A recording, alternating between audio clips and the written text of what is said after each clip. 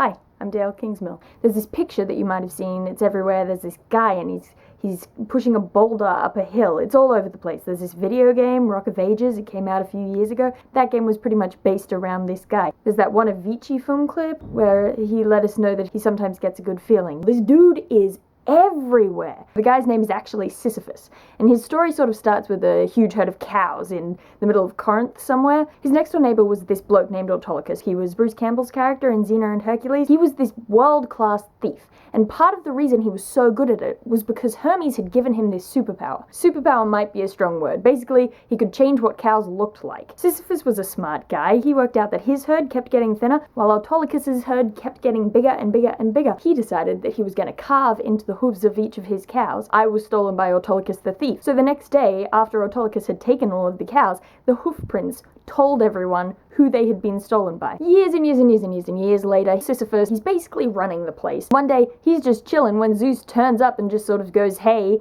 I'm hiding from someone, don't tell anyone that I'm here," and promptly turns himself into a giant rock.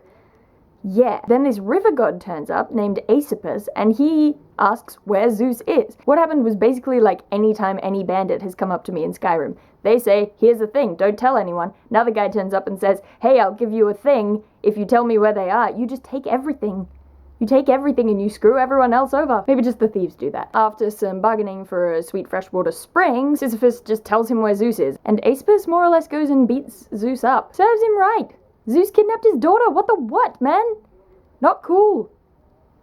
Not cool. Doing this obviously put Sisyphus on Zeus's bad side, and so Zeus immediately went home and demanded that he take Sisyphus down to the underworld. So Hades turns up, knocks on the door, and tries to put these handcuffs, these unbreakable handcuffs, onto Sisyphus, who tricks him into putting the handcuffs on himself.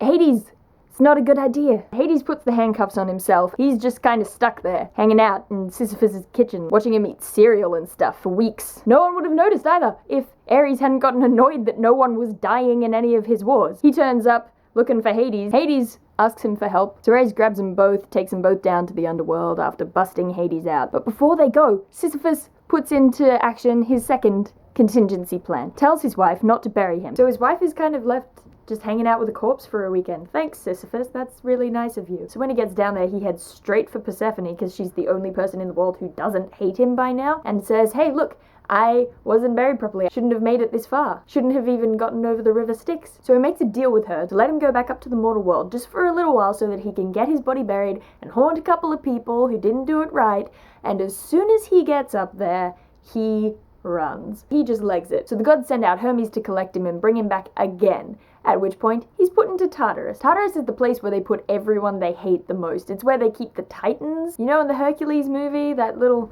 like, lightning cage in the ocean? Yeah, that was Tartarus. So they put him in Tartarus and give him one of the biggest punishments they've ever given. They give him a big rock, the exact same size and shape as the one that Zeus turned himself into.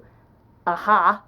Revenge, and tell him that he needs to roll it over the top of this hill. They've designed it so that it's an impossible task, and he will be rolling the boulder up the hill for eternity. That's supposed to be the end of the story. I'm pretty sure that given enough time, Sisyphus would have escaped again. Let's face it, he did it twice. So that's the story of Sisyphus. There you go. If you would like any particular Greek myths explained, then go ahead and feel free to leave a suggestion. You know how the internet works. If you like the thing, click the things that say that you like it.